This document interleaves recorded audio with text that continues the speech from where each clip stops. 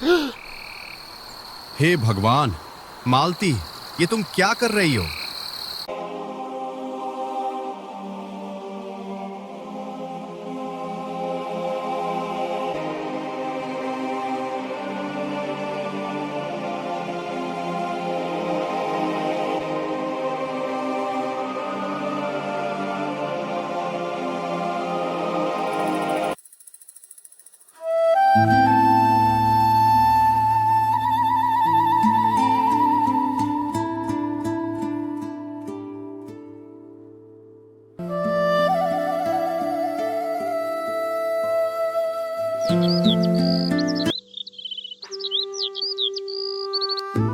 एक छोटे से गांव में मालती नाम की एक लड़की रहती थी।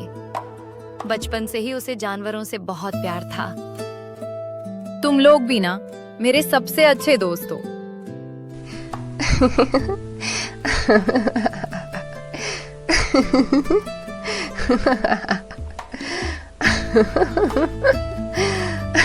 वह अक्सर अपना समय जानवरों से बातें करके बिताती थी। मालती की माँ बचपन में ही गुजर चुकी थी। उसके पिता ने ही उसे माँ और बाप दोनों का प्यार देकर बड़ा किया था। बचपन से ही मालती को जानवरों से बहुत प्यार था।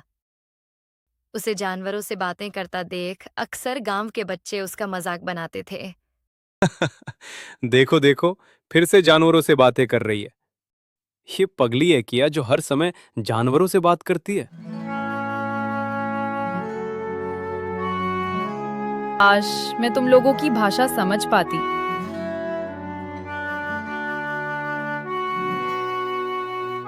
मालती बेटी, मैं शाम तक लौट आऊंगा। दरवाजा अच्छे से बंद रखना। जी पिताजी। पिताजी शहर चले गए। दोपहर का समय था। गर्मी अपने जोरों पर थी कि तभी बेटी, बहुत भूखा हूं, कुछ खाने को मिलेगा?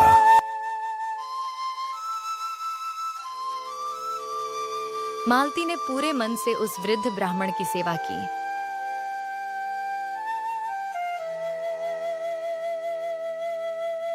बेटी, मैं तुमसे बहुत प्रसन्न हूं। मांगो, क्या चाहती हो? बाबा, मैं जानवरों की भाषा समझना चाहती हूँ।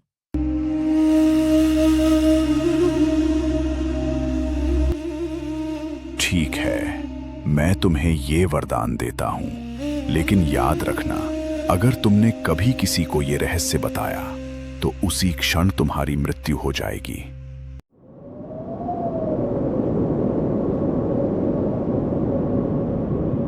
साधु ने मालती के सर पर हाथ रखकर मंत्र पढ़े।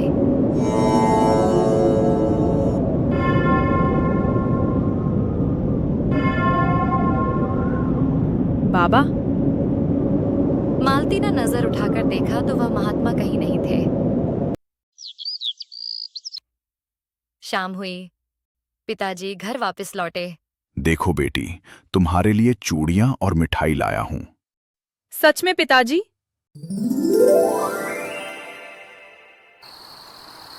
रोज की तरह मालती गौरी को खाना देने जाती है। गौरी, देखो ना पिताजी मेरे लिए क्या क्या लाए हैं। हाँ मालती, आज तो तुम बहुत खुश लग रही हो। ये क्या गौरी? तो तुम बोल रही हो? अरे हाँ, मैं ही बोल रही हूँ। रोज तो तुम मुझसे बातें करती हो, फिर इतना चौक क्यों रही हो? मालती हैरान थी। उसे विश्वास नहीं हो रहा था कि अब वो जानवरों की भाषा समझ सकती है।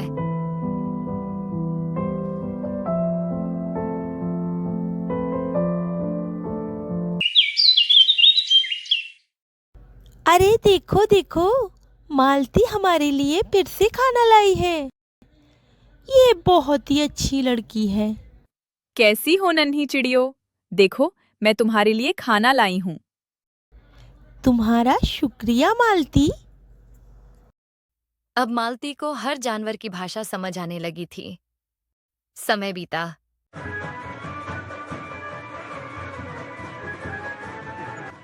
कुछ समय बाद मालती की शादी दूसरे गांव के केशव नाम के युवक से हो गई। लेकिन मालती का जानवरों के प्रति प्यार और लगाव यों भी बना रहा।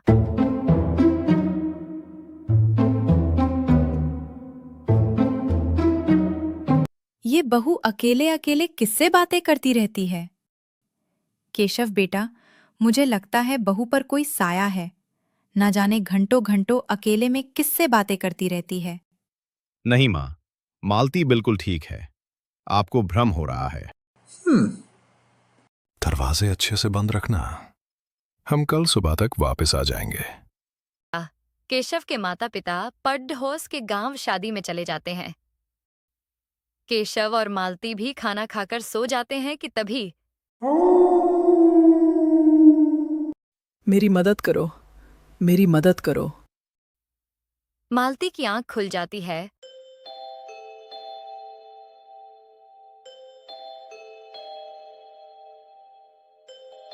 और वह आवाज का पीछा करती हुई जंगल की तरफ चलने लगती है। केशव की आंख खुलती है तो वह मालती को बिस्तर पर ना पाकर हैरान रह जाता है। अरे, इतनी रात में ये मालती कहाँ चली गई? बाहर आकर देखता है तो मालती जंगल की ओर जा रही थी। इतनी रात को ये मालती कहाँ जा रही है? केशव भी मालती के पीछे पीछे चलने लगता है। मैं कई दिनों से भूखा हूं, मेरी मदद करो। क्या हुआ तुम्हें? झाड़ियों में एक लाश पड़ी है, मैं घायल हूं, उसे निकाल नहीं पा रहा। मालती किसी तरह लाश को झाड़ियों से खींचकर निकालती है। लाश न बहुत सारे आभूषण पहने हुए थे ये गहने तुम रख लो, बस मुझे खाना दे दो। और फिर खौफ से केशव की आंखें फटी रह जाती है। हे भगवान, माँ सही कह रही थी, मालती चुड़ैल है। केशव चुपचाप घर आकर सोने का नाटक करता है। थोड़ी देर में मालती भी वापस लौट आती है। सुबह होती है। केशव के माता पिताजी वापस आते हैं। वह उन्हें पिछली रात की सारी घटना बताता है। पहले से जानती थी, ना जाने अकेले में घंटों घंटों किससे बातें करती रहती थी। बेटा, इस चुड़ैल से हमें किसी तरह छुटकारा पाना होगा। तीनों मिलकर मालती से छुटकारा पाने की योजना बनाते हैं। चलो मालती, तुम्हें तुम्हारे पिताजी से मिलवा लाता हूँ। सच?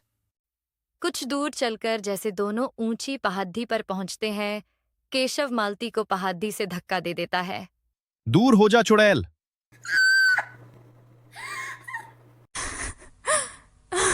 ये आप क्या बोल रहे हैं? मैं चुड़ैल नहीं हूं। मैंने अपनी आंखों से देखा है तुझे एक मेरी हुई लाश को खाते हुए। मालती केशव को उन महात्मा के वरदान और अपनी जानवरों की भाषा जानने वाली सारी बात बता देती है।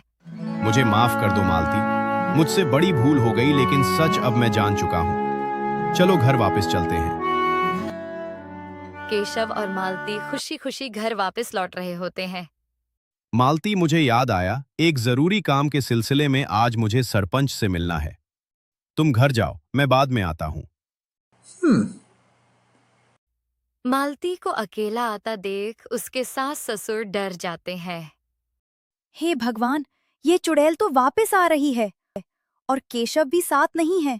लगता है इसने हमारे बेटे को मार दिया और अब ये हमें भी मर देगी। मालती की सांस डर से कुल्हाड़ी उठा लेती है और दरवाजे के पीछे छिप जाती है। जैसे ही मालती घर के अंदर आती है, अपने अंतिम समय में मालती को महात्मा की कही बात याद आती है। अगर तुमने ये रहस्य किसी को बताया तो तुम्हारी मृत्यु हो जाएगी। मालती! माँ, ये क्या किया आप लोगों ने?